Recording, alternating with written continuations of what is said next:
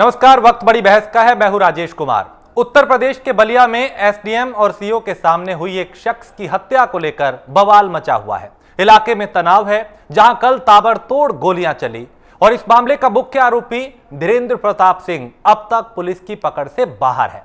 हालांकि कुछ अन्य आरोपियों को पुलिस ने गिरफ्तार कर लिया है। मुख्य आरोपी बीजेपी विधायक सुरेंद्र सिंह का करीबी है और वारदात को लेकर अब विधायक सुरेंद्र सिंह का विवादास्पद बयान सामने आया। विधायक ने कहा कि आप लोग जिसे आरोपी बता रहे हैं उसके पिता को डंडे से मारा गया था। अगर क्रिया होगी तो फिर प्रतिक्रिया भी होगी, यानी एक तरीके से धीरेंद्र ने आत्मरक्षा में गोली चलाई है। ये विधायक के बोल हैं। वहीं गोलीकांड को लेकर योगी सरकार विपक्ष के निशाने पर है। समाजवादी पार्टी के अध्यक्ष अखिलेश यादव ने सरकार से पूछा है कि क्या एनकाउंटर वाली सरकार अपने लोगों की गाड़ी पलटवाएगी। बीएसपी सुप्रीमो मायावती ने तो यूपी में कानून व्यवस्था के दम तोड़ने का ऐलान कर दिया और कांग्रेस ने योगी सरकार पर अपने लोगों को बचाने का आरोप लगाया। गोली चलाने वाला बीजेपी का नेता बताया जा रहा है और इसी बात पर विपक्षी दलों ने यूपी की बीजेपी सरकार को घेरना शुरू कर दिया है। यानी गोलीकांड ने विपक्ष को सरकार पर सवाल उठाने का मौका दे दिया और मौका भी यह जायज है कि आखिर कैसे गोलियां चल रही हैं। ये कल की वारदात जिस पर लगातार सियासत हो रही है।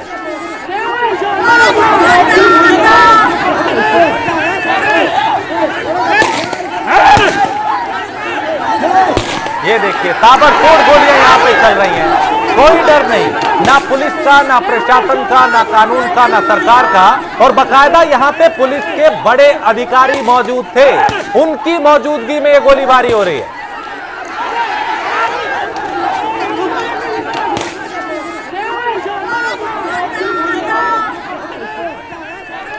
तो ये आलम है उत्तर प्रदेश का, जहां कानून व्यवस्था तो पहले ही सवालों के घेरे में थी। अब विधायक के करीबी पर गोलीबारी का ये आरोप और विधायक अब उसके समर्थन में उतर आए हैं। धीरेंद्र प्रताप जिसने गोलीकांड को अंजाम दिया, विधायक उसके समर्थन में क्या कह रहे हैं वो आपको सुनवाते हैं। यदि वो आत्मरक्षा में गोली, धीरेंद्र सिंह यदि आत्मरक्षा में गोली नहीं चलाया होता तो कम से कम उसके परिवार के दर्जनों लोग मार दिए गए होते और उनके गोल के दर्जनों लोग मार दिए गए होते। और दर्जनों लोग जब मारे जाते तो ये प्रशासन पता नहीं क्या सोचता। मेरा आप प्रशासन से और समस्त जनता से भी इस भ्रामक में नहीं रहना चाहिए। जो भी ये घटना हुआ है इसकी निंदा जरूर होनी चाहिए, लेकिन न्याय पक्ष को ध्यान में रखा जाना चाहिए। जो जिस अंश में गलती किया है उसको उस अंश में दंड मिलना चाहिए। यदि गोली से कोई मारा गया है तो ठीक है, गोली मारने वालों को भी दंड मिले, लेकिन लाठी से और डंडे से और राड से मार करके कम से कम 6 महिलाओं को और दो पुरुषों को मार करके हॉस्पिटल में जो भर्ती हैं चोटिल करने वाले लोगों के ऊपर भी कार्रवाई तुरंत होनी चाहिए। मेरा जो है प्रशासन से ये आग्रह है, अपील है और उच्च अधिकारियों से भी अपील है। बंधुओं, ये घटना असाधारण घटना है और बिल्कुल अप्रिय घटना है। इसकी जितनी भी निंदा की जाए वो जो है कम है, लेकिन जिस तरह से प्रशासन अपनी कार्रवाई सुनिश्चित कर रहा है उससे मैं ज़रूर ये अपना आग्रह करूँगा कि दूसरे पक्ष के भी पीड़ित लोगों की पीड़ा को लोग समझें और उनकी पीड़ा को भी देख करके जो न्याय हो सके उनको भी देने का कष्ट करें। तो जो मुख्य आरोपी इस गोलीकांड का वो विधायक जी का करीबी है और विधायक जी अब ये कह रहे हैं कि क्रिया की प्रतिक्रिया तो होगी, निंदा तो कर रहे हैं लेकिन बचाव भी कर रहे हैं, सीधा सीधा समर्थन भी कर रहे हैं। यह आलम है सत्ताधारी पार्टी के विधायक का। भारतीय जनता पार्टी के विधायक सुरेंद्र सिंह जो पहले भी विवादों में रहे हैं अपने बयानों को लेकर ही, हाल ही में हाथरस कांड को लेकर उन्होंने लड़कियों पर ही सवाल उठा दिए थे।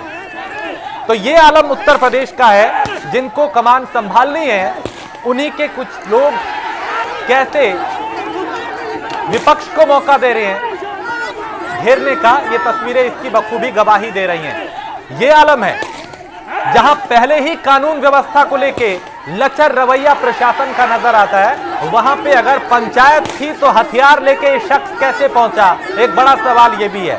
पुलिस के बड़े अधिकारी वहां पे थे तो आखिर कैसे इस शख्स ने गोलियां चला दी।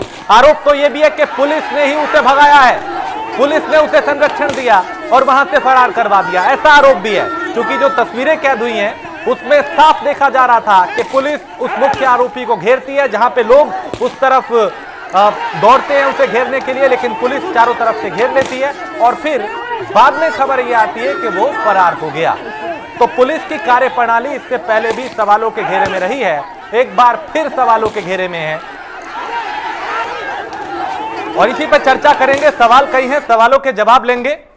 हमारे साथ दयाशंकर दुबे हैं, प्रवक्ता भारतीय जनता पार्टी के, मनोज यादव हैं, प्रवक्ता समाजवादी पार्टी के, अभिषेक वाजपेयी हैं, प्रवक्ता कांग्रेस के और ज्ञानेंद्र शुक्ला है, वरिष्ठ पत्रकार। सबसे पहले दयाशंकर जी आपके पास आऊंगा। यह हो क्या रहा है उत्तर प्रदेश में सर? कानून व्यवस्था की बात करें या फिर बलिया कांड को लेकर बात करें तो यह हो क्या रहा है? क्या अगर अपराधी जिसने अपराध किया है या जो आरोपी जिसने गोलीकांड को अंजाम दिया, अगर वो बीजेपी से जुड़ा हुआ है तो क्या उसे गुंडागर्दी का लाइसेंस मिल जाता है? राजेश जी, जो आज का प्रकरण है, मैं अपनी बात स्पष्ट तौर पर रखना चाहूंगा कि चाहे बीजेपी का कोई कार्यकर्ता हो, चाहे नेता हो, चाहे करीबी है, किसी को भी अपराध करने की इजाजत नहीं है। ये मूल आत्मा है हमारे राज्य की। ये आप समझिए, मुख्यमंत्री जी की तरफ से स्पष्ट है कि किसी को भी अपराध करने की इजाजत नहीं है। अब बात करते हैं सुरेंद्र सिंह की। पूरी प्रकरण को समझना होगा। ये बलिया के दुर्जनपुर का मामला है। दुर्जनपुर दुआबा क्षेत्र में आता है जी, और वहां पर सस्ते गले की दुकान का आवंटन होना था। वहां पर एसडीएम से लेकर सीओ तक सबसे पुलिस से। अभी एक बात आपने कही कि पुलिस ने ही शायद उनको सुरक्षा दी और भगा दिया। देखिए, इतना तो मैं नहीं मानता, लेकिन ये जरूर मानता हूं कि पुलिस की ये बहुत बड़ी चूक है कि आखिर वहां पर जब वो गए ही इसी ड्यूटी के लिए कि कोई अनप्रिय घटना ना हो पाए, तो आखिर कोई हथियार लेके वहां पहुंचा ही कैसे? चाहे लाठी डंडा लेके पहुंचे और चाहे और कोई हथियार लेके पहुंचे, वो पहुंचा ही कैसे? इस फेल्योर के लिए तत्काल जो वहां पर अधिकारी थे, आपको पता है, सीओ एसडीएम को मेरी जानकारी यहां तक है, सस्पेंड कर दिया गया है। कुछ जानकारियां और है जो मैं आगे चल के आपसे शेयर करूंगा, जिनके ऊपर कार्रवाई हो रही है, बहुत बड़ी कार्रवाई हो रही है। माननीय मुख्यमंत्री जी की तरफ से मेरी जानकारी इस बात की है। लेकिन एक बात जरूर कहना होगा, सुरेंद्र सिंह को हम लोग सीधा नहीं थे, वो भी वहां के प्रतिनिधि एमएलए है। उन्होंने अपनी बात रखी है। उन्होंने कहा कि देखिए, उस आदमी ने आत्मरक्षा में ये किया है। यदि तो आत्मरक्षा में किया है तो संविधान में और आईपीसी में भी इसके लिए धारा 100 से लेकर 106 तक पूरा का पूरा उनको मदद मिलती है, संरक्षण मिलती है। नहीं सर, एक सेकंड मैं आप रोकूंगा। तो मतलब आत्मरक्षा में आप गोली मारो, हत्या कर दो और वहां से पुलिस आपको संरक्षण देती है फरार होने के लिए? नहीं, not turn the threat sir, sorry Rajesh sir, we will not turn the threat. यदि डिफेंस में हुआ, जैसा कि सुरेंद्र जी का है, क्योंकि वो लोग वहां नजदीक थे, वो जगह को जानते हैं, उन्होंने देखा है। बाकी यदि उन्होंने कहा कि सेल्फ डिफेंस में, हम लोग देख रहे हैं कि हत्या हुई है, फायरिंग करते हुए मैंने वीडियो देखा, उसमें कहा डाउट। लेकिन वो विषय जब दो पार्टियां हो जाती हैं और कहीं भी विसंगति होती है, तो उसकी जांच और न्याय से पहले हम लोग अन्याय नहीं कर सकते किसी के साथ, चाहे ये पार्टी हो चाहे वो पार्टी हो। लेकिन सर, मुख्य आरोपी अब तक पकड़ा नहीं गया, जबकि वहां पे पुलिस के बड़े अधिकारी थे। गोली के बाद उसको घेरा गया, वो तस्वीर हमारे सामने आई, उसके बाद भी वो फरार हो जाता है। तो पुलिस तो आप ही की है ना, किससे सवाल पूछे हम?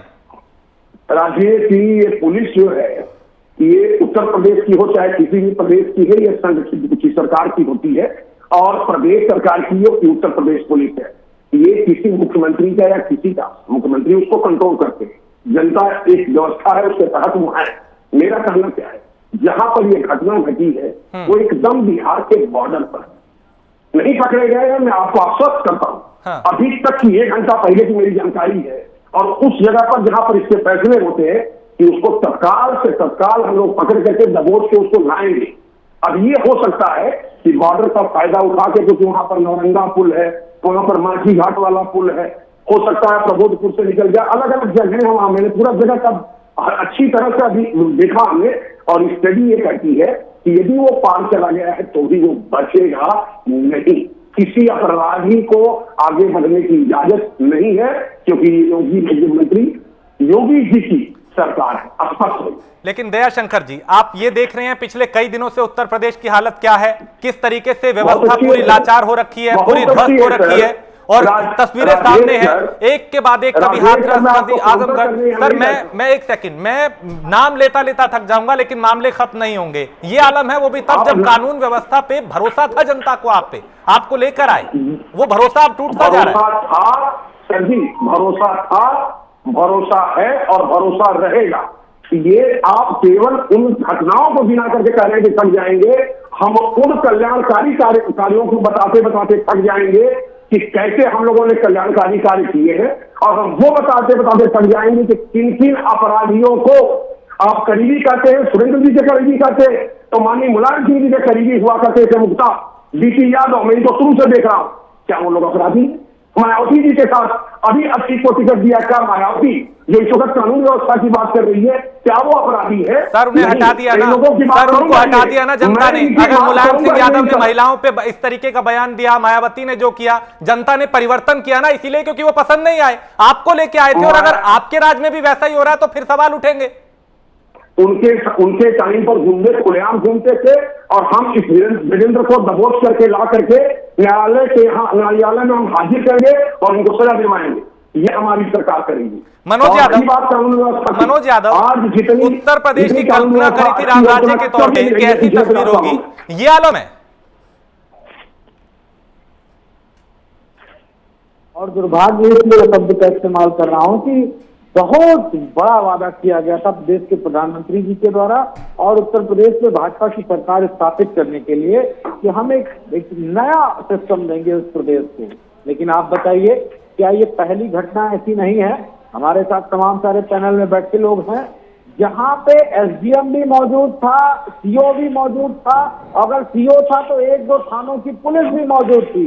इसके बावजूद भी उस व्यक्ति के ऊपर हमला हो गया और उस व्यक्ति ने अपनी आत्मरक्षा में गोली चला दी। कितना दुर्भाग्यपूर्ण बात है। इस बात से तो मुझे नहीं लगता है कि आने वाले बीते हुए पिछले 3 दशक में इस तरह की कोई घटना पुलिस के सामने इस तरह घटित हुई हो। लेकिन फिर भी बीजेपी के लोग किस तरह से प्रोटेस्ट कर रहे हैं। बीजेपी के जो ये भस्मासुर विधायक हैं, इनकी बातों को सुन के तो मैं हंसता रहता हूं कि ये भस्मासुर आखिर किस तरह मिट्टी का इंसान बना हुआ है कि क्या पाल समाज के वो व्यक्ति जो मारा गया था वो बीजेपी का वोटर नहीं था या उत्तर प्रदेश का वो नागरिक नहीं था? आप धीरेन्द्र सिंह की प्रतिष्ठा में खड़े हो गए, लेकिन जो दूसरे समाज के लोगों ने आपके साथ दिया, आपकी सरकार बनाई, उसके लिए आपके पास 2 शब्द नहीं रहे और आप कह रहे हैं कि उन्होंने आत्मरक्षा में गोली चलाई।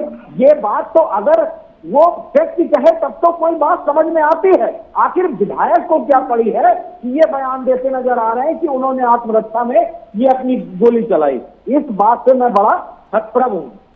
दयाशंकर जी, इस पे जवाब दीजिए कि आखिर विधायक को ऐसी जरूरत क्यों पड़ रही है कि एक तरीके से वो बचाव करते हुए नजर आ रहे हैं। सर अपराध हुआ है, अपराध किया गया है और जिसने किया है वो विधायक के करीबी हैं, तस्वीरें भी है, विधायक खुद कह रहे हैं, उसके बाद एक तरीके से डिफेंड करना ये कितना जायज है?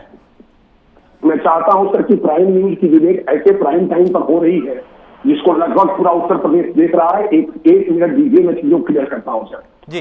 इस वक्त जो सवाल मनोज भाई ने पूछा है, मनोज भाई का कहना अपनी जगह पर बिल्कुल सही है। अपराध होता है, अच्छा अपराध, बुरा अपराध कुछ नहीं होता है। वहां पर हरि प्रताप शाही है डीएम, उनको समय यदि वो ना लेते हैं, पकड़ लेते हैं, दबोच लेते हैं जल्दी, तब तो उनका रखने का औचित्य है। अदरवाइज इसके अलावा सरकार रहती है। बाकी जो मनोज भाई कहे हैं ना, आपको बताऊं, ये संकल्प ही है इनकी पार्टी का, डेरा डालो डेरा डालो।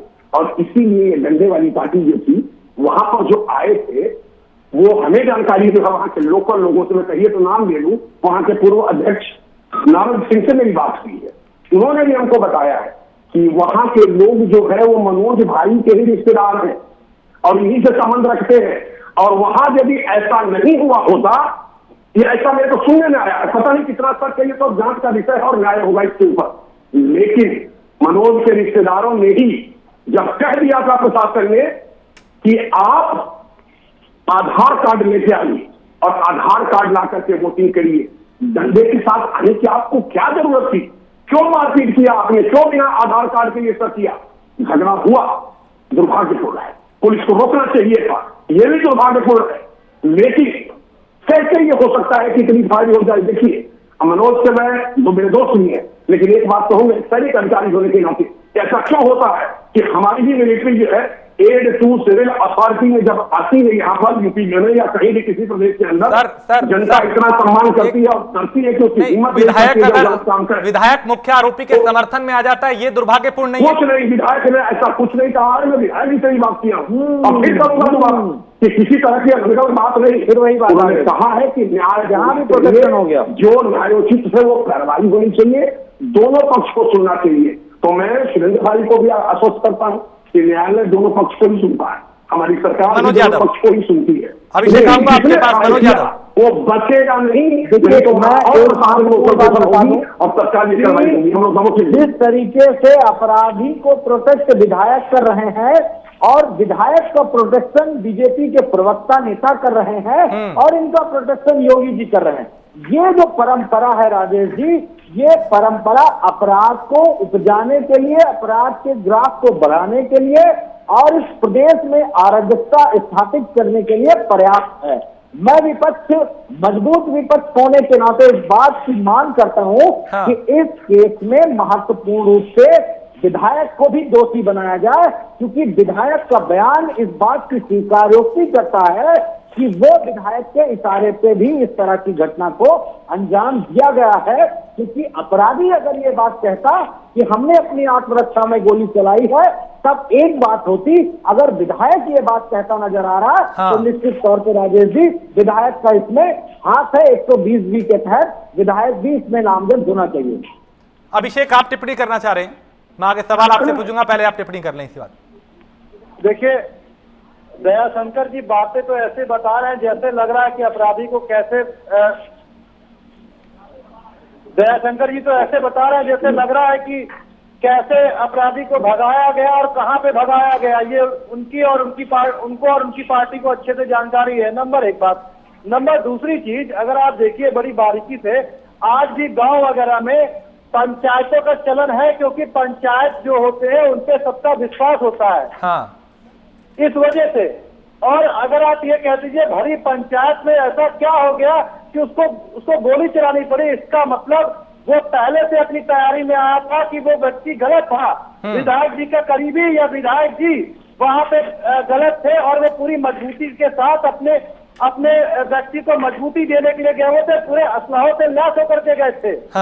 वो कोई मसला सुलझाने के लिए नहीं गए हुए थे कि अगर मौका पड़ेगा तो हम उसमें गोली भी चलाएंगे। पंचायत का चलन ये होता है कि किसी भी बात विवाद को पंचों की सहमति के साथ उसको सुलझाया जा सकता है। और वहां पे आला दर्जे के अधिकारी मौजूद हो तब ऐसी बात।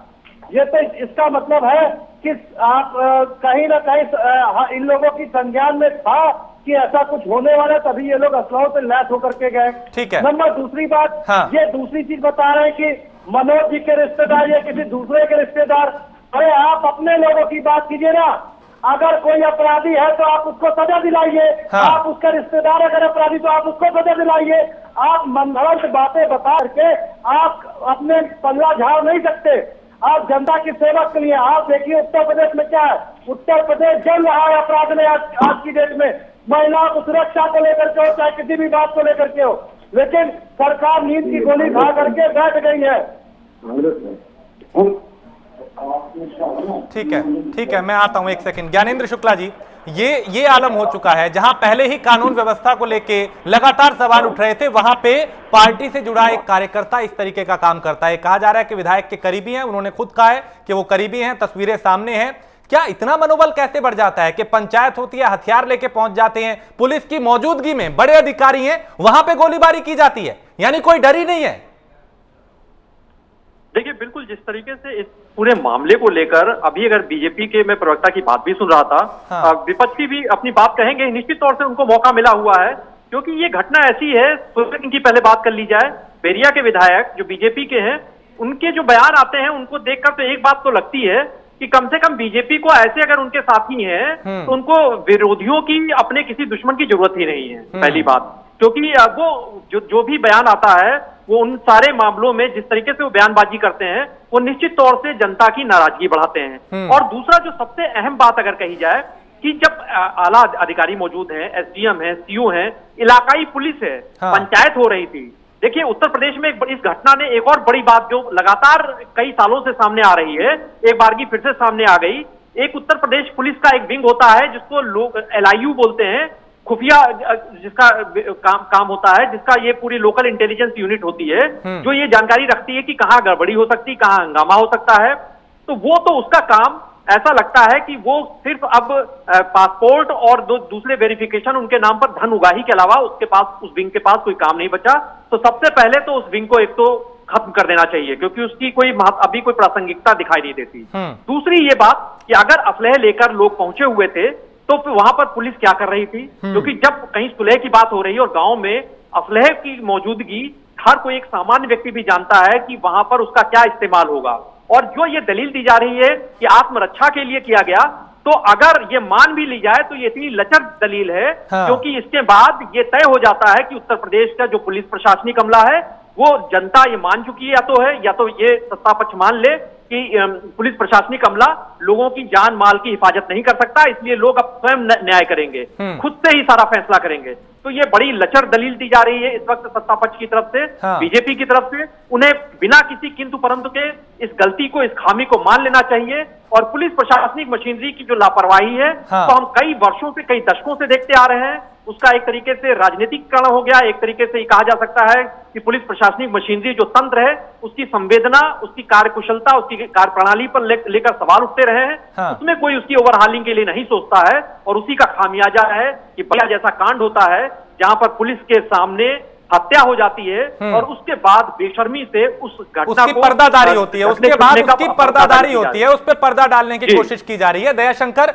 आपको नहीं लगता कि इस तरीके के वाकया सरकार को सवाल उठाने के लिए कहीं ना कहीं सरकार सवालों के घेरे में आ जाती है, एक मौका देता है विपक्ष को? अगर इस तरह के विधायक होंगे जिनके बयान ही इस तरीके के होते हैं कि उसके चलते सरकार सवालों के घेरे में आ जाए, तो लगता नहीं कि कार्रवाई होनी चाहिए? आखिर क्यों, अगर इस तरीके से एक विधायक ही समर्थन में आ जाएंगे अपराधी के, तो फिर इंसाफ की उम्मीद कैसे की जाए, किससे करें? सोच रहे हैं या आपको बोल रहे हैं? अभी ज्ञानेंद्र जी भी कुछ कह रहे थे, और चलो विरोध कर रहा हूँ, काम हम कुछ बोलेंगे नहीं। लेकिन जहां तक बात होती है, ये समस्या हुई है, सभी तो आप भी बैठे हैं, हम भी बैठे हैं, ज्ञानेंद्र भी बैठे हैं, सभी लोग बैठे हैं, और हम लोग आपस में बैठ करके इस पर चर्चा कर रहे हैं। लेकिन एक सत्य यही है कि न्याय से पहले, यानी न्यायिक प्रक्रिया से पहले हम लोग फैसला नहीं देते। If we can do little bit of interpretation कि क्या हुआ, कैसे हुआ, समाज के अंदर संदेश ले सकते हैं। और वो संदेश ये है कि जो फायरिंग हुई, एक तरह से हत्या हो गई पूरी। फायरिंग के बाद जो हत्या हुई है, जघन्य अपराध है। मैं कर रहा हूँ आपको स्पष्ट, हम किसको कौन से कर रहा है? सुरेंद्र जी की बात जहां तक है, सुरेंद्र विधायक है, वो अपनी बातों के लिए जवाबदार है, जो उन्होंने बोला है उसके लिए। लेकिन पार्टी और सरकार का बड़ा स्पष्ट मत है कि किसी भी अपराधी को बख्शा नहीं जाएगा। आपने मेरी बात प्रधान से भी सुना हो, तो आप ही की बातों में समय निकाला था कि वहां पर जो डीएम है उनको स्पष्ट निर्देश है, चाहिए बस अपराधी चाहिए, और वो आएगा, और इसी से विश्वास जनता है। रही बात लिथार्जिक नेचर की, आप बताइए, मैं इस बात से आपकी सहमत हूं, लेकिन मुझे ये बता दीजिए, लोकल लेवल पर यदि सीओ और एसडीएम यदि नहीं हुए होते लिथार्जिक, या इनके चूक नहीं होती, तो ये घटना नहीं होती। लेकिन ये कहना कि ऐसी घटना कभी होती है नहीं, या भाजपा की वजह से होती है, ये महागलत है। आपको कुंडा केस याद होगा, सब पुलिस वाले भाग खड़े हुए थे, अपने देश की को उन्होंने मरवा दिया था, याद है ना आपको? कुंडा सर ये बताएं, अब आरोपी जो मुख्य आरोपी जो है वो फरार है, एक सेकंड, और विधायक आके कह रहे हैं कि उसने आत्मरक्षा में ऐसा किया। नहीं, वो पकड़ा जाएगा, वो बताएगा ना उसने ऐसा क्यों किया। यहाँ तो सत्ताधारी पार्टी के विधायक ही कह रहे हैं कि भाई उसने तो आत्मरक्षा में किया है, तो हम उम्मीद कैसे करें? और अभी तक वो फरार है, 24 घंटे से ज्यादा का वक्त हो गया, अब तक नहीं पता। सुनिए सर, उनके घर वालों ने उनको रिपोर्ट दी, अपना इनपुट वो पाए। यदि वो कह रहे हैं कि सेल्फ डिफेंस है, तो मुझे लगता है कि आईपीसी की धारा में ये है, मैंने ऑलरेडी वर्णित कर दिया था, हर व्यक्ति को, दोषी को सजा मिलने से पहले अपनी बात करने का अधिकार होता है। मैं इस बात को सुरेंद्र जी को नहीं कहता, और सुरेंद्र जी जो बयान देते हैं उसका बिल्कुल साथ नहीं होता। गलत बयान गलत होता है, जो समाज के हित में नहीं है वो बिल्कुल गलत है। लेकिन स्पष्ट बात यह है कि अपराध हुआ है, अपराधी पकड़ा जाएगा, और ये बड़ा स्पष्ट निर्देश है माननीय मुख्यमंत्री का, कहीं कोई कंफ्यूजन नहीं है इसके बारे में। बिल्कुल, मुख्यमंत्री की मंशा साफ है, वो हमें मालूम है, वो लगातार कदम उठा रहे हैं, वो दिखाई देते हैं, लेकिन प्रशासन का जो निकम्मापन है ना, वो आए दिन सामने आ रहा है। मैं ये कह रहा हूं कि अगर के लिए भी हमने जब लोगों को जनप्रतिनिधि, सर जनप्रतिनिधि जो है ना, वो सबका होता है। दयाशंकर जी, दुबे जी, जब हम हटाना शुरू किए, दुबे जी, अगर क्षेत्र का कोई विधायक है ना, दुबे जी अगर कोई विधायक क्षेत्र का है तो उसके लिए हर नागरिक समान है, उसका कोई करीबी और कोई बैरी नहीं होता। ऐसे में एक पक्ष का साथ देना, दूसरे को ये कह देना कि साहब ये रवैया ठीक नहीं है, ऐसे भरोसा टूटेगा लोगों का। की बातों से सहमत हूं इस बारे में कि विधायक जो है वो सबका होता है, सरकार के जो मुलाजिम है वो सबके होते हैं, इसमें कंफ्यूजन का। आखिर अपराधी ही मानने वाले हैं नहीं, अपराध पे अपराध हो रहे हैं। भारतीय जनता पार्टी समझ ही नहीं पा रही इस चीज को, जनता ट्राई कर रही है उसके। कांग्रेस इसको बहुत अच्छे से समझती है, कांग्रेस से बढ़िया कोई नहीं।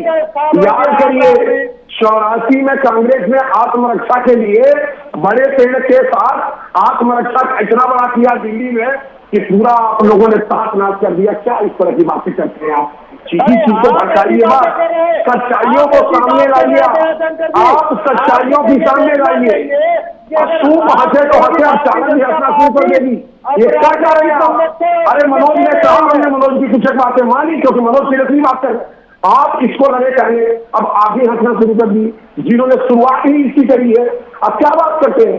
मैं फिर मनोज आपको आश्वस्त करता हूं क्योंकि आप हमारे यहाँ के विपक्षी, मजबूत विपक्षी जैसा आपने कहा है, हम भी आपको मानते हैं, लेकिन सवाल यही है कि किसने इसकी पब्लिसिटी करी। थोड़ा सा मनोज भैया फोन करिए, ये कौन लोग हैं? ये आप ही के लोग हैं। मैं कतई नहीं मानता कि वीरेंद्र जो है कहीं से भी उनका रिश्तेदार है, और यदि रिश्तेदार है भी तो ये वैसे ही है जैसे सपा कहती रहती है। फकरों का ये हो रहा है, फकरों का हो रहा है, जबकि आदमी सन्यासी आदमी अपना घर छोड़ के, जिसका भाई फौज में सूबेदार की नौकरी करता है, जिसकी बहन दुकान खोल के अपना काम चला रही है, उसको आप जातिवाद में घसीट देते हैं। आप हर आदमी को जातिवाद में घसीटते हैं, क्यों घसीटते हैं भाई? किसी की रिश्तेदारी बता दें। मनोज यादव, इंसाफ की उम्मीद कैसे करें? यहाँ पे जो पूरा घटनाक्रम हुआ, मुख्य आरोपी वहां पे था, पुलिस वहां पे थी, वहां पे वो हथियार लेके पहुंचता है, गोली चलाता है, उसके बाद फरार हो जाता है, पुलिस वहीं पे होती है, सब कुछ सबके सामने होता है। इंसाफ की उम्मीद कैसे करें? अगले दिन विधायक जी आ जाते हैं, वो कहते हैं कि आत्मरक्षा में गोली चली है, व्यवस्था कैसे सुधरेगी? देखिए राजेश जी, ये महत्वपूर्ण सवाल है कि आखिर इंसाफ की उम्मीद कैसे की जाए। निश्चित तौर पे जब भी कोई घटना घटती है तो सरकार की जिम्मेदारी होती है कि निश्चित तौर पे सरकार जो पीड़ित हैं उनको पूरी तरीके से आश्वासित करती है और आपको इंसाफ दिलाने का भरोसा देती है। लेकिन एक मैं जातीय आरोप और जातीय एंगल रहने पे, सरकार पे आरोप प्रत्यारोप करने पे विश्वास नहीं रखता। हाँ। लेकिन मैं विवश तब हो जाता हूँ राजेश जी जब उन्नाव के रेपिस्ट विधायक को बचाने का प्रयास किया जाता है, वहां मीडिया आता है और मीडिया लड़ाई लड़ता है, अब उनको जाके उनका नाम और उनके खिलाफ FIR होता है। शाहजहांपुर के पूर्व गृह मंत्री हैं, वो भी उसी जाति से आते हैं, हो गए थे, उनको कैसे सरकार ने बचा लिया। रेप कांड जो हाथरस का हुआ उसमें भी एक जाति के लोग ही थे, उसको भी सरकार ने बचाने की कोशिश की। और ये चौथी घटना, इस तरह की दर्जनों घटनाएं हैं, सैकड़ों घटनाएं हैं, हजारों घटनाएं हैं, लेकिन जिन पर जनता ने प्रकाश डाला, मीडिया ने प्रकाश डाला, जिनको लाइमलाइट हुआ मीडिया में, जिनका ट्रायल हुआ, उन घटनाओं का मैं जिक्र कर रहा हूं और सरकार फिर प्रोटेक्शन के लिए खड़ी हो गई। मैं ये बात कहता हूं कि क्या पड़ा था कि विधायक को बयान देना पड़े इस बात का।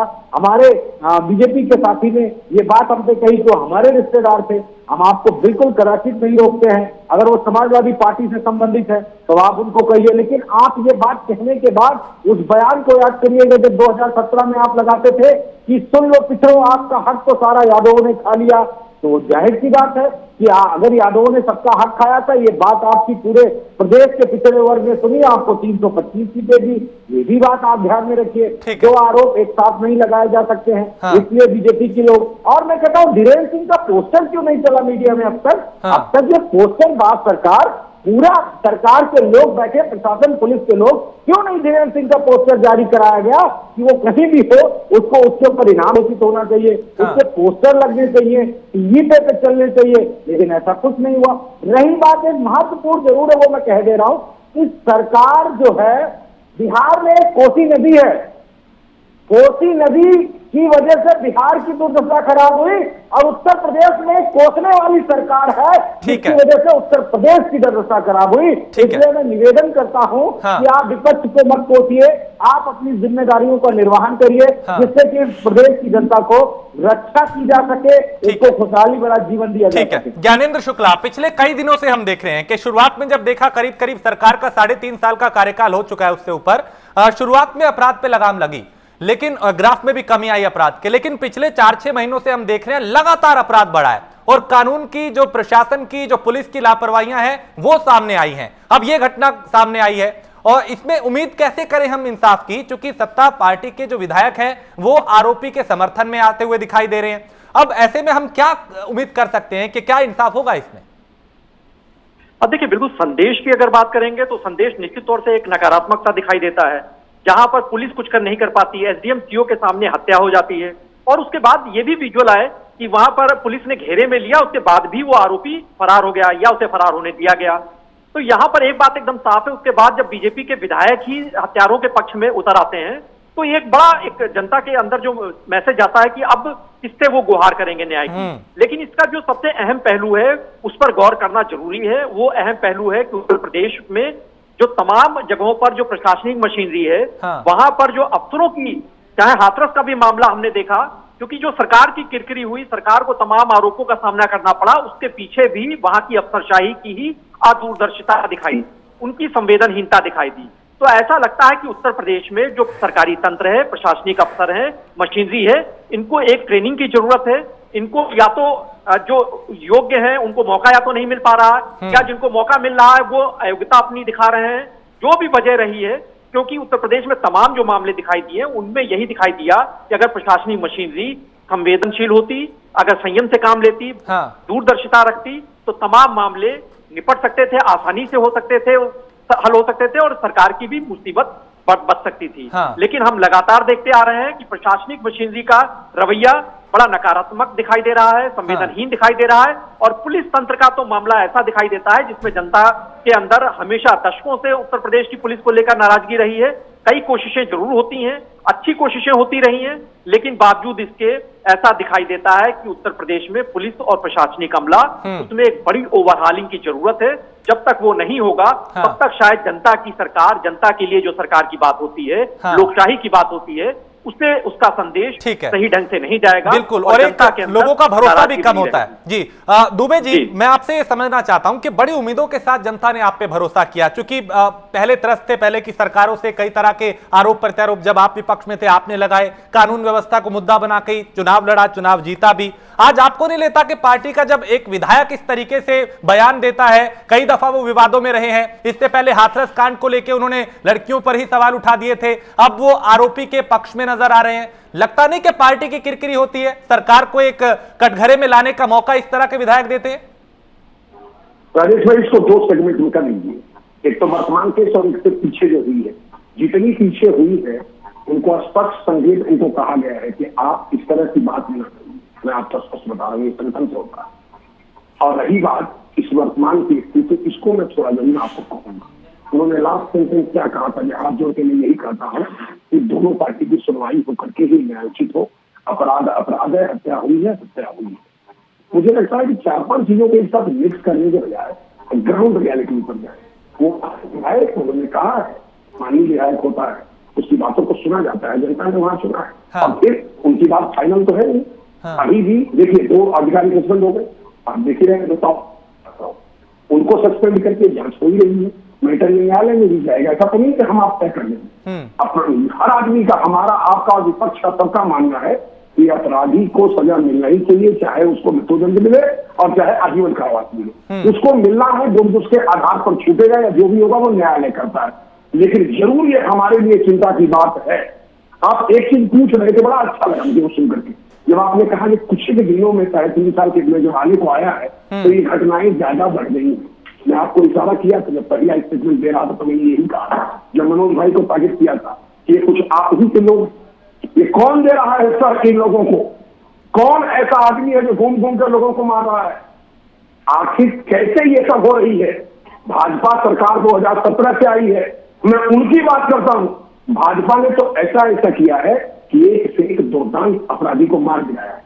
और मैं दयाशंकर दुबे, मैं तो खुद इस बात को कह रहा हूं दुबे जी, आपने मेरी बात को सुना नहीं शायद। सुन लीजिए, विकास दुबे को मारा गया, जिसको ये अपने साथी लेके चलते थे, अनिया कानपुर के विधायक को, विजय को, उसको अंदर किया गया। लोगों के घर ध्वस्त किए जा रहे हैं। जितने इस तरह के अपराधी हैं सब पर कार्रवाई हो रही है और इस पर भी कार्रवाई होगी। आप आश्वस्त रहे, हमारा उत्तर प्रदेश जी, मैं आपको बताऊं, हम ये कह रहे हैं कि पिछले कई दिनों में कई अपराधियों को सलाखों के पीछे भेजा, कईयों के जो अवैध संपत्ति थी उसे ध्वस्त किया, कई एनकाउंटर हुए। हम ये कह रहे हैं कि पिछले कुछ सालों का अगर हम देखें तो उसमें लगाम लगी थी अपराध पे, लेकिन अब पिछले कई महीनों से हम देख रहे हैं कि प्रशासन की लापरवाही के चलते अपराध नहीं थम रहा, एक के बाद एक मामला थमता नहीं कि दूसरा सामने आ जाता है। तो क्या वजह है, मैं ये जानना चाहता हूं। हम ये नहीं कह रहे कि सब कुछ खराब है, सब पूरा सिस्टम एक तरीके से ध्वस्त है।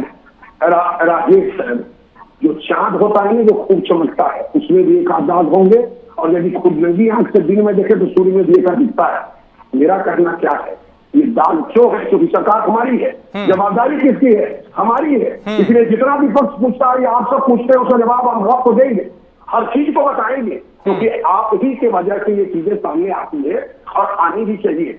छुपाने दबाने की कोई बात ही नहीं रहती है। बस इतना होना चाहिए कि न्यायोचित कार्रवाई न्यायालय के द्वारा ही हो, हम लोग ना करें। लेकिन जहाँ तक न्यूज की बात है, न्यूज में तो आप भी जानते हैं, आपको लोगों ने पढ़ाया होगा, आपने हमें पढ़ाया है कि न्यूज में न्यूज नहीं होता सर, न्यूज होती है। जब डिस्कशन करते हैं तो तथ्यों का आधार पर यह है कि अपराधी जो भी घटना घटी है लोकल लेवल पर, तो मैं भी मान रहा हूँ कार्यकर्ता होने के नाते सीधी सी बात कर रहा हूँ मैं, ये मेरा व्यक्तिगत विचार है कि वहां पर यदि मुस्तैद होते वहां लोकल एडमिनिस्ट्रेशन के लोग तो ये घटना घटी ही नहीं होती। और यदि मैं होता, कि मैं भी कहीं रह चुका हूँ पूर्व सैनिक, मैं होता तो मैं किसी को घुसने नहीं देता हथियार के साथ। मैं कई चुनाव यहाँ पर कराया हूँ, शासन में रह करके मैं नौकरी करता था। हम ये तो कह रहे हैं कि बिल्कुल बिल्कुल आप ये ठीक कह रहे हैं कि अगर आप होते तो नहीं करने देते। गलतियां हुई है सर, मैं कह रहा हूँ कि गलतियां हुई है, लेकिन कुछ गलतियां जब हो जाती है ना सर, पहले तो कहते हैं कि प्रिवेंशन बेटर देन क्योर, गलती होनी ही नहीं चाहिए मनोज भाई, लेकिन गलती हो गई है तो अपराध की तो सजाई है ना मनोज। अभी तक हम लोग पकड़ के किसी को मार नहीं सकते। कोई भी उकसाई हुई है तो बात अलग। That is all I have to say. We have to be dropped in the book. That's all. बिल्कुल, और हम तो ये कह रहे हैं कि हमने ये देखा था, सुना था कि उत्तर प्रदेश को उत्तम प्रदेश बनाया जाएगा, लेकिन इस तरह की जब घटनाएं होती है ना सर, तो उसमें कहीं ना कहीं लगता है भरोसा डगमगाने लगता है। आप कल से लेके आज तक अगर देखेंगे ना युवाओं को सोशल मीडिया पे, तो भरोसा डगमगा भी रहा है और सवाल भी उठ रहे हैं। अब भी इस कार्यक्रम को भी अलग अलग प्लेटफॉर्म पे लोग देख रहे हैं, वो सवाल पूछ रहे हैं, वो कह रहे हैं कि एक ऐसा राज है, राम राज आना था लेकिन जंगल राज जैसे हालात हो चुके हैं प्रशासन की वजह से, वहां के निकम्मेपन की वजह से। एक लाइन जोड़ता हूं मैं सिर्फ, मेरा कहना यह है कि आप सोशल मीडिया की बात कर रहे हैं, मैं तो अपनी मीडिया की बात करती हूँ जो टीवी चैनल पर दिखाते हैं। आजकल जो टीवी में दिखाया जा रहा है उसके कृष्ण भी आप ही होते हैं, युद्ध को रखते थे, बड़ा अच्छा लगता है, और रहते भी आप ही है, लेकिन आप चौथे स्तंभ है सच्चाई सामने लाते हैं। जिस तरह से किसने लाई थी, ज्यादा बात नहीं करूंगा, पढ़ा लिखा नहीं हुआ, लेकिन आप लोगों का भी वही धर्म है और आप लोग लाते हैं, इसका सम्मान है। मैं बड़ा स्पष्ट करता हूँ, अपराध कहीं नहीं होना चाहिए, हमारी सरकार तो सोचती ही नहीं है, हम तो संकल्प ही ये लिए हुए हैं, वो हमारा संकल्प था पहले, सरकार विकास, उसके बाद हमने प्रत्येक विश्वास की बात करी है, और हम दिन रात लगे हुए इसी बात के लिए कि किसी तरह से हमारी सरकार का विश्वास वो कायम हो जो पूर्ववर्ती सरकारों ने बिगाड़ा हुआ है, बस इतना ही आगे करना। ठीक है, अभिषेक सहमत है कि अगर अपराध हुआ है कार्रवाई की जाएगी, दोषियों को बख्शा नहीं जाएगा, आगे जहां पे जो अधिकारी हैं उनकी लापरवाही है उनके खिलाफ भी कार्रवाई की गई है।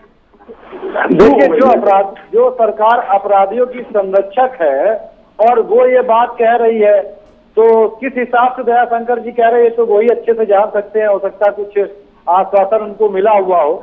लेकिन अभी दयाशंकर जी ने एक बड़ी अच्छी बात कही कि अगर वो होते तो शायद वो हथियार वहां पे किसी को ले जाने ना देते।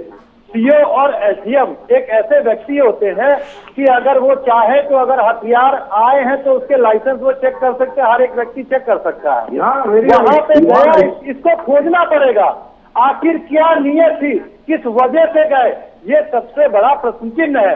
और सरकार, ये ऐसी सरकार है जिसने वायदे बड़े बड़े किए, लोगों की सुरक्षा के मुद्दे पे भी वायदे बड़े बड़े किए। आज की डेट में हर एक जगह पे, हर एक पहलू पे ये सरकार फेल हो चुकी है। सरकार के पास अपना पक्ष रखने के लिए कुछ नहीं है, तो ये सिर्फ वादे कर सकती है, उसके अलावा पूरा झूठ है, बाकी ये सरकार कुछ नहीं कर सकती है। चाहे वो आम जनमानस की सुरक्षा का मुद्दा हो, चाहे वो रोजगार का मुद्दा हो, चाहे कोई भ्रष्टाचार का मुद्दा हो, कितने भी सारे आप किसी भी पैटर्न पे देख लेंगे, हर सरकार, ये सरकार कोई झूठी सरकार है, सिर्फ बातें बना सकती है, उसके अलावा कुछ भी नहीं कर सकती है। मनोज यादव वो ये कह रहे हैं कि प्रशासन से एक बड़ी चूक हुई है, ये नहीं होना चाहिए था कि आखिर कैसे वहां पे कोई व्यक्ति हथियार लेके पहुंचा, और कार्रवाई की जाएगी, जिन अधिकारियों की लापरवाही थी उनके खिलाफ भी कार्रवाई की गई है, दोषियों को भी नहीं बख्शा जाएगा। देखिए राजेश जी, एक महत्वपूर्ण बात पिछले मैं 4 सालों से लगातार सुनता आ रहा हूँ, और वो बीजेपी के हर प्रवक्ता, हर नेता, हर मंत्री और इवन मुख्यमंत्री जी ने भी इस वक्तव्य को कहा है। उन्होंने ये बात जरूर कही है कि अगर जब कोई घटना घटित हो गई तो उन्होंने कहा कि हमने त्वरित कार्रवाई कर दी, अपराधी को जेल भेज दिया। क्या ये वक्तव्य या ये प्रक्रिया अपराध होने के बाद अपराधी को पकड़ के अगर आप जेल भेज देते हैं, क्या ये अपराध को कंट्रोल करने का फार्मूला है? अगर है तो मैं चाहूंगा कि बीजेपी के प्रवक्ता इस बात को यहाँ पे जनता को समझाएं कि अपराधी को पकड़ के जेल भेज देने से क्या अपराध का रेशियो कम हो जाएगा। ये एक कारण है अपराध के बढ़ने का। दूसरा कारण ये है कि सरकार लगातार अपराधियों का, अधिकारियों का, पुलिस प्रशासन का प्रोटेक्शन करती नजर आती है, और उसका वक्तव्य मैं बिल्कुल सटीक दे रहा हूं। जब ये कहते हैं, आप उनसे सवाल पूछिए कि क्या उत्तर प्रदेश में अपराध है, आप चाहे मुख्यमंत्री जी से पूछ लीजिए, मंत्री से पूछ लीजिए, प्रवक्ता से पूछ लीजिए, तो उनका जवाब होगा कि पूर्व की सरकार की अपेक्षा में अब उत्तर प्रदेश में अपराध के रेशियो बहुत कम हो गया। घटनाएं जितनी विकराल हो, घटनाएं चाहे निरंतर चलती आ रही हो, रेप हो, लूट हो, डकैती हो, कोई भी घटना हो, सरकार ये बात कह के अपराधियों का मनोबल बढ़ाती है। प्रशासनिक अधिकारियों का, उत्तर प्रदेश की पुलिस का, वो प्रोटेक्शन के लिए तैयार रहती है सरकार कि जो अपराध हो भी रहे हैं इसमें आपका कोई दोष नहीं है, इतने अपराध तो होते रहते हैं। ये सरकार की जो मंशा है, व्यक्तिगत तौर पे मैं राजेश जी इस बात को बिल्कुल जस्टिफाइड नहीं मानता हूँ, क्योंकि सरकार को एक्सेप्ट करना पड़ेगा कि प्रदेश में अपराध का रेशियो है, उसको खत्म करने के लिए जवाब ले लेते हैं, लेकिन सरकार ऐसा नहीं कर रही है। ठीक है दयाशंकर जी, विपक्ष को अब भी भरोसा नहीं है, उन्हें संतुष्ट कीजिए। उनको भरोसा नहीं होगा, लेकिन आप यदि सच पूछिए तो मनोज को हृदय से भरोसा होगा, क्योंकि वो ठीक आदमी है, मुझे पता है। वो उनके पार्टी की मजबूरी है, उनको कभी भी संतुष्टि नहीं होगी, क्योंकि नहीं देखिए ये व्यक्तिगत बात है की सरकार में नहीं रखता, हमने सस्पेंड किया, यहाँ पर जो एसडीएम उनको किया, कार्रवाई हम एक के बाद एक करते हैं, घटना होने के बाद कार्रवाई करने को ही को, क्योंकि इन्हीं के फिर वही कहूंगा रिश्तेदार मतलब आप व्यक्तिगत मत समझिए, नहीं हमारे रिश्तेदार का मतलब आपकी पार्टी के नेताजी विवाद बना रहे थे, रोकने गए तो उनको आपने सस्पेंड कर दिया, और गोपाल चाचा ने कहा कि मेरा मानना ये है कि आप जिस बात को कह रहे हैं हम ये कह रहे हैं कि आप ही और हम पूरी कोशिश कर रहे हैं, और कार्रवाई होती है, पहले हम प्रिकॉशंस ले रहे हैं, आप देख रहे हैं एंटी बहुत सारे लोग जानते हैं,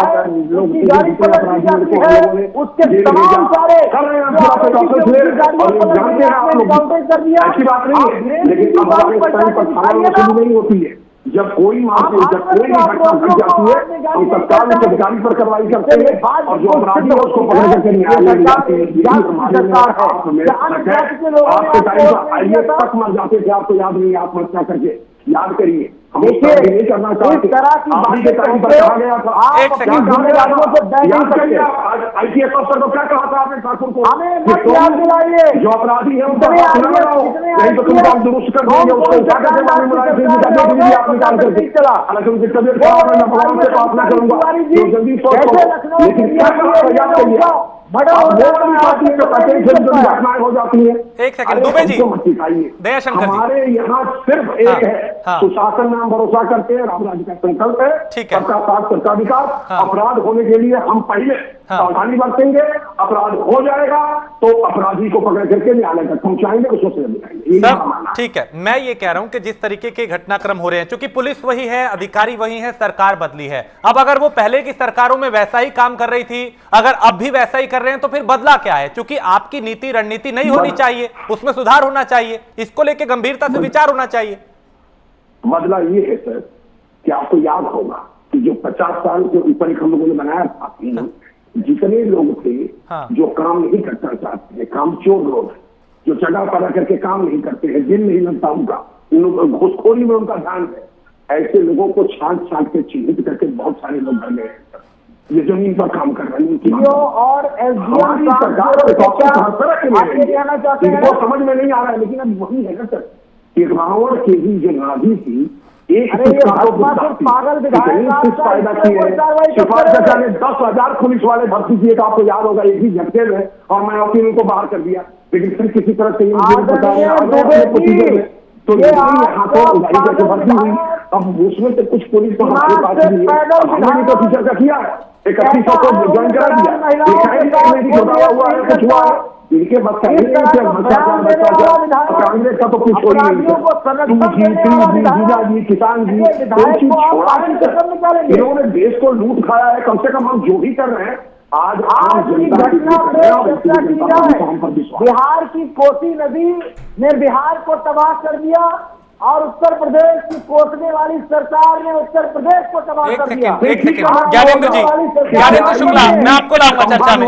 ज्ञानेंद्र शुक्ला कर सकती है, ज्ञानेंद्र शुक्ला कुछ नहीं करेंगे। ठीक है ज्ञानेंद्र शुक्ला, ये जो आलम है कानून व्यवस्था का, जो एक तरीके से अब लचर रवैया प्रशासन का नजर आ रहा है, इसकी वजह से कहीं ना कहीं सरकार पे भी सवाल उठ रहे हैं, क्योंकि शासन का ही काम है प्रशासन को ठीक से चलाना। अब इस तरह की जब घटनाएं हो रही हैं तो उस पे लगाम कैसे लगे? ये वक्त है एक उदाहरण सेट करने का। अगर पार्टी का कार्यकर्ता या कोई नेता भी इस तरह के अपराध को अंजाम देता है, उसके खिलाफ भी एक उदाहरण सेट किया जाए कि साहब देखिए हम किसी को बख्शने वाले नहीं है, चाहे वो पार्टी का नेता हो या कार्यकर्ता। देखिए बिल्कुल, जैसे एक शेर है कि सियासत किस हुनरबंदी से सच्चाई छुपाती है, जैसे सिसकियों का जख्म शहनाई छुपाती है। तो सियासत में तो हमने अक्सर देखा है कि जो गलत भी होता है उसको किसी ना तरीके से कुतर्कों के जरिए, तर्कों के जरिए उसको जायज ठहराने की कोशिश की जाती है, बजाय इसके कि गलती जहां पर हुई है उसे स्वीकार किया जाए, जिससे परिमार्जन का, उसके जो गलतियां हुई उसको सुधार का, भूल सुधार का उसका काम किया जा सके। लेकिन ऐसा होता दिखाई नहीं देता, चाहे सत्ता पक्ष हो चाहे विपक्ष हो। जिस तरीके से वो जब आरोप लगाए जाते हैं तो विपक्ष तो आरोप लगाएगा, क्योंकि कोशिश ये होनी चाहिए बल्कि कि और ज्यादा सकारात्मक कहीं कोई सलूशन, उसका हल दिखे। हाँ। लेकिन सत्ता पक्ष की तो जिम्मेदारी निश्चित तौर से बनती है, वो तो इससे बिल्कुल नहीं बच सकते हैं। जब वो इस तरीके से बात करते हैं कि अपने चाहे विधायक के बयानों की उसको बचाव करते नजर आते हैं, चाहे न्यूटन के सिद्धांत बताएं, क्रिया प्रतिक्रिया बताएं, इनसे सिर्फ जनता में आपका नकारात्मक संदेश जाएगा। आपसे उम्मीद की जाती है कि आप सुशासन लाएंगे, आप इसी वायदे के साथ सत्ता में आए थे, तो ऐसे में अपने इस वायदे को, इस पर उसको फिर से याद करें और उसको बजाय इस पर अपने मुलम्मा चढ़ाने के कि अपने कुतर्कों के जरिए, तर्कों के जरिए कि अपनी जो गलती हुई है उस गलती को स्वीकार करना चाहिए बिना किसी किंतु परंतु के, और यह मानना चाहिए कि गलती हुई है, हत्या हुई है, हत्या अफसरों के सामने हुई है। हाँ। अफसर नालायक रहे हैं, अफसर कायरता उन्होंने दिखाई है। ऐसे कायरों के लिए प्रशासनिक तंत्र में, सरकारी मशीनरी में कोई जगह नहीं होनी चाहिए। हाँ। सख्त से सख्त और नजीर लायक कार्रवाई होनी चाहिए। जब तक ऐसा नहीं होता तब तक आप यकीन मानिए कि हाँ। सुधरने वाली नहीं है। हाँ। चाहे सरकार किसी की भी हो, और इसी तरीके से बेलगाम अफसरशाही दिखाई देगी, पुलिस प्रशासन नकारा दिखाई देगा। हाँ। और आम जनता इसी तरीके से पिसती नजर आएगी। मनोज, मैं आपके पास आ रहा हूं। दुबे जी इस पे टिप्पणी करना चाह रहे हैं, आप ही की बात पे। दुबे जी, मेरा आपके साथ सहमति देते हुए एक ही चीज करना है कि आज प्रदेश के अंदर यशस्वी मुख्यमंत्री योगी जी सरकार है, और योगी जी का स्पष्ट संदेश है कि अपराध पर हमारा जीवन। हाँ। अपराध रोकने की हम पूरी कोशिश करेंगे जाएंगे।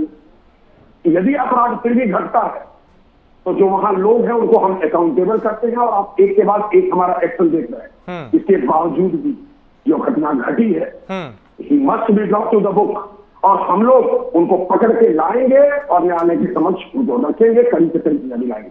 ये मैं आपको वचन देता हूं। ठीक है। मनोज, आप टिप्पणी कर रहे थे। देखिए, एक महत्वपूर्ण बात मुझे जनता को बतानी है आपके चैनल के माध्यम से। आपने भी कहा कि आखिर तमाम सारे बीजेपी के नेता तमाम सारे वक्तव्य देते हैं और मुख्यमंत्री जी उस पर कार्रवाई नहीं करते। उसके पीछे महान और बड़ी बात है, और कारण वो है कि योगी आदित्यनाथ जी अपनी पार्टी के किसी विधायक को नाराज नहीं करना चाहते हैं, क्योंकि उन्हें पता है कि अगर एक लॉबिंग तैयार हो गई, हम अगर विधायकों को नाराज करते रहेंगे तो जैसे 200 विधानसभा में बैठ गए थे, इस तरह लामबंदी हो जाएगी तो वो हमारे खिलाफ हो जाएंगे और हमें अपने पद को छोड़ने पे मजबूर होना पड़ेगा। इसलिए इन कारणों से योगी आदित्यनाथ जी लगातार इन सारी बातों को अनसुना कर रहे हैं। वो अपराधियों पे तो काम करने की बात करते हैं, लेकिन जो जिस तरीके की अपराध पनपता कहां से, अपराध का दोषी कौन है, इन सारी प्रक्रिया पे राजेश जी, मुख्यमंत्री जी की खामोशी इस बात पे मोहर लगाती है कि उनके अंदर कहीं ना कहीं इस बात का डर है, उनको अपनी सत्ता से, अपनी जो बैठी हुई कुर्सी से इतना प्यार है कि वो किसी विधायक को डांट भी नहीं सकते और ना ही सार्वजनिक मंच से उससे कोई कार्रवाई कर सकते। ठीक है अभिषेक, वक्त की कमी है, 10 सेकंड की आपकी टिप्पणी।